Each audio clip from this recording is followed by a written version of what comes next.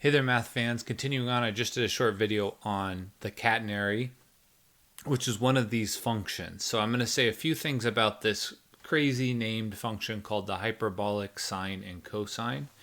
Here you can see them on your screen. And these are not functions we spend a lot of time with in our math courses. We leave that for if you encounter them in engineering applications. But we really don't need a fancy new name for them. It's kind of unfortunate that this name comes so early because we can't really appreciate it. But it's really just a combination of exponential functions. The reason it gets a name is because it's of interest. So it's because this is that thing I was talking about in the previous video. So briefly, that's a full separate proof from the late 1600s. But some visuals and then I'll say a few things about it. But for us in a pre-calculus course, it's a chance for us to play around with functions. Think about functions, plot functions. So that's how I would like you to take this. So let's just talk about the cosh function or the hyperbolic cosine function. And the way I think of it just now, this is not a problem. This is not a function I think about very often.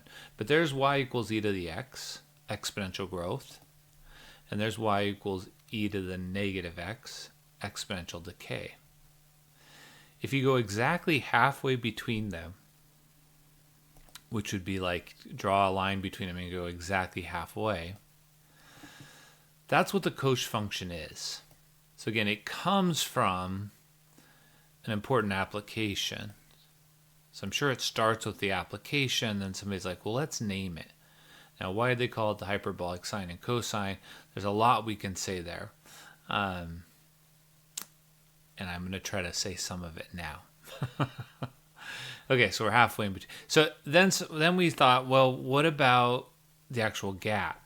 So then there's a separate question, which is how far is it from the bottom to the middle? So instead of adding, what if we subtract?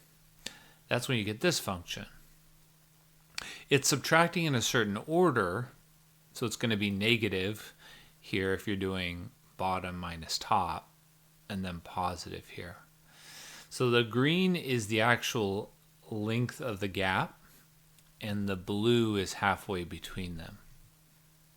Okay, so that's one fact. So I want to grab a couple things. So I'm going to go back. So if you draw them again, but this time I'm going to draw them on their side, there's an interesting phenomenon about them. So before I do that, I'm going to pull up another function. This is way ahead of us in my pre-calculus class. But here is the graph. Sorry, I didn't mean to turn everything on. Oh, I might have to do it. Here's the graph of sine. Now, for my pre-calculus students, we haven't studied this yet, so don't worry. But that's the graph of sine. Here's the graph of cosine, but drawn going up. So in that graph, the x value at any particular point is the cosine, and the y value is the sine. And this is just to explain where the name comes from. So when you're talking about sine and cosine, there's a huge thing we will talk about later, which has to do with these 2 points. So at any given value of input, we could ask the following: what is sine and cosine? And it turns out if you connect those things this way, there's several things we can say. Now, this is really a trig fact. I've never actually seen this picture before. I'm sure people have done it. I'm making it on the fly here. But if we keep track of where if you take that x value on the cosine and the y value on the sine, it carves out a certain shape. So we say that sine and cosine parameterize this shape. Let's see if you can recognize it.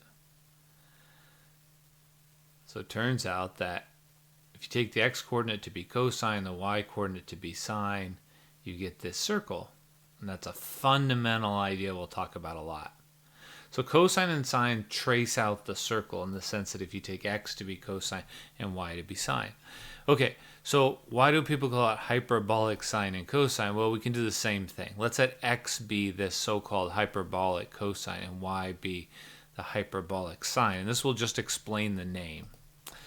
And we're going to do the same thing. Take these 2 points. Now, a funny thing is you can't really have one be the x and one be the y if they're lined up in this way. You get ambiguity so that it doesn't connect. I have it just drawing a line between them. Okay, so if you go back here, I'll go back a little earlier. Oops, wrong one. Let's go back a little earlier. So now let's think about the points where the x-coordinate is cosh and the y-coordinate is sinh. So the red is cosh, the y is sinh at a particular value of this parameter. And you keep going, you do not get a circle, but you get something else. And that something else is part of something that has a name. It's one of the conic shapes. It's called a hyperbola. So the name comes from this fact that it kind of behaves like sine and cosine, this relationship between them. A lot of the properties are the same, except for the fact that when you put them together, you don't get a circle, you get a hyperbola. So that's kind of the hyperbolic sine and cosine. And I'm not an expert on this. That's how I think about it. I would love for someone to correct me in my history, but at least gives you some pairing with the name. Okay, so there's a connection between the hyperbola and sine and cosine in this function. Okay, you can actually prove that specifically by just saying, does this always work in the following formula? So the formula is, in general, is x squared minus y squared equals 1. That's the hyperbola. And the question says, if I call this x of t and this y of t, can I prove this happens? It's maybe not the most exciting algebra question, but we just are basically saying the following. If we do e to the t plus e to the minus t, divide by 2 and square it, and then do e to the t minus e to the minus t over 2 and square it, what do we get? Do we get 1? So the whole point of this is keep going and hope you get 1. And if you do, then that means that this works in here, which means this in a way parameterizes the hyperbola. And that's why it's called a hyperbolic sine and cosine, because it kind of behaves like sine and cosine. Sine and cosine work when there's a plus there. So there you go. The rest of this is expanding, so it's not that tantalizing, but square. An interesting thing is the middle term. So if you multiply those two together, you get 1. What? Yeah, you get e to the 0, which is 1. And then you get 2 of those. So it's going to be plus 2 plus e to the negative 2t. That's what you get from the first one. The second one looks similar. 1/4, because I'm doing the 2 squared, e to the 2t minus 2 plus e to the negative 2t. And if you drop the parentheses, you get 1/4.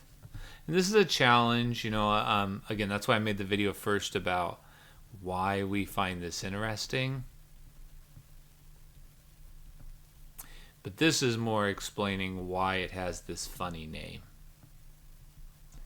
It has this funny name because when you put them together in just the right way, you end up getting 1/4 of 2 plus 2, which is 4 over 4, which is 1, which means that every point over on this is on the hyperbola, which is the name of that shape. And they use sine and cosine because it behaves in the same way. Sine and cosine do the same thing with the circle that cosh and sinh do with hyperbola.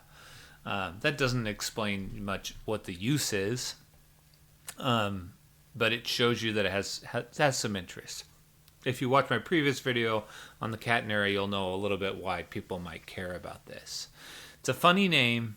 You don't really have to know what cosh and sinh are to work with them. You have to know what e to the x is to work with it. All right, so there's a little more background.